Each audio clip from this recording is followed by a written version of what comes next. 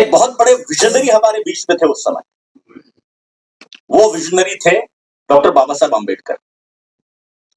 देखिए, मुस्लिम अलग राष्ट्र की मांग चल रही है, उसके ऊपर थोड़े बहुत आंदोलन भी चल रहे हैं, लेकिन उसने बहुत गति नहीं पकड़ी है 1940 में। 1940 में अकेला रहमत अली पाकिस्तान पाकिस्तान चिल्ला रहा है, मुस्लिम लीग के मंच से भी पाकिस्तान शब्द का प्रयोग नहीं हो रहा है। अलग राष्ट्र की मांग हो रही है, पाकिस्तान शब्द का प्रयोग नहीं हो रहा है। लेकिन 28 दिसंबर 1940 को डॉक्टर बाबा साहब आंबेडकर एक पुस्तक प्रकाशित करते हैं, मतलब उसके पहले लिखा उन्होंने, थॉट ऑन पाकिस्तान।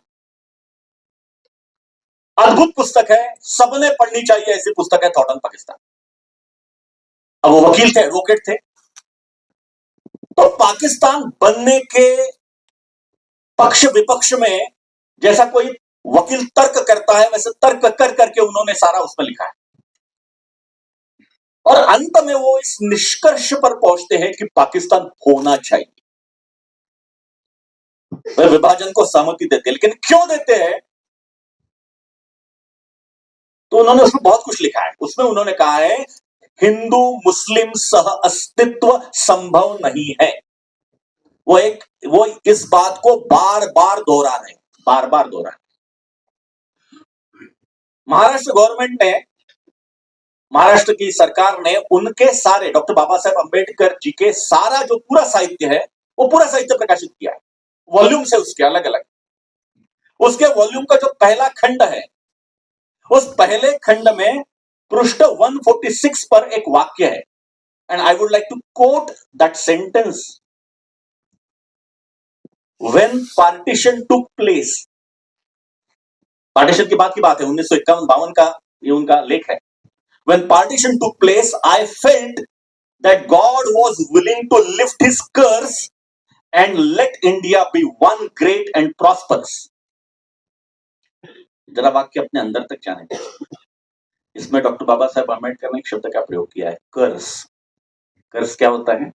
श्राप होता है। श्राप, किसको श्राप बोल रहे हैं? मुसलमानों को श्राप बोल रहे हैं।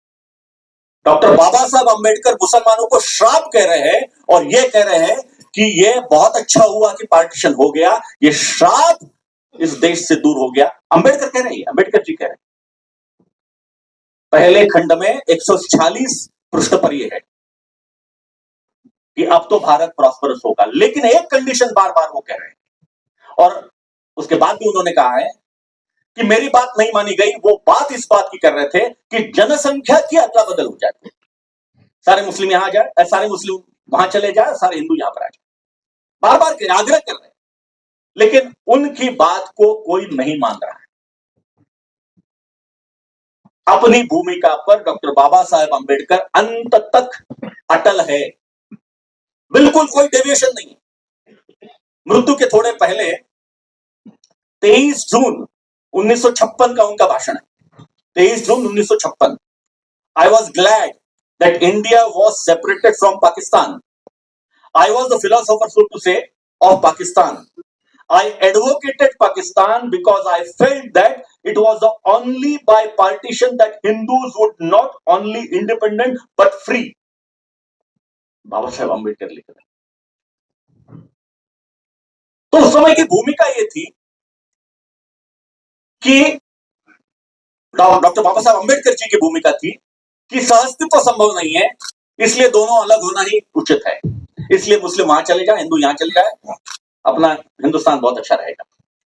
वो हुआ नहीं, होना नहीं था, क्योंकि हमारी मान्यता ही नहीं थी। हम नहीं सोच रहे थे कि इस प्रकार का कुछ होगा, हमारा तत्कालीन नेतृत्व। और अब देखिए इस समय कांग्रेस ने क्या किया है। इस सारे इसमें कांग्रेस ये चाह रही है कि मुस्लिम हमारे साथ रहे, कांग्रेस के साथ रहे। डॉक्टर अंबेडकर जी ने बार बार कहा है कि मुस्लिमों को टेकल करने के दो प्रकार है, अपीजमेंट और सेटलमेंट। कांग्रेस अपीजमेंट के रास्ते पे जा रही है। क्या किया कांग्रेस ने? 1941 से लेकर 45 तक जो बहुत महत्वपूर्ण वर्ष है इस देश के, वहां दूसरा विश्व युद्ध चल रहा है, भारत को स्वतंत्रता लेने के लिए एक बहुत बड़ा अच्छा अवसर है। इस अवसर पर भारतीय राष्ट्रीय कांग्रेस के अध्यक्ष है मौलाना अबुल कलाम आजाद। ये मौलाना अबुल कलाम आजाद कौन है? तो मौलाना अबुल कलाम आजाद उन्होंने लिख के रखा है।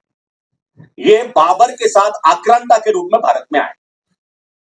अफगानिस्तान के हैरात प्रांत है, हैरात प्रोविंस है, उस हैरात के वो एक प्रकार से रियासत क्या मालगुजार कहते हैं या उस प्रकार के है, और वो बाबर के साथ आक्रांता के रूप में उनके पुरखे यहां पर आए।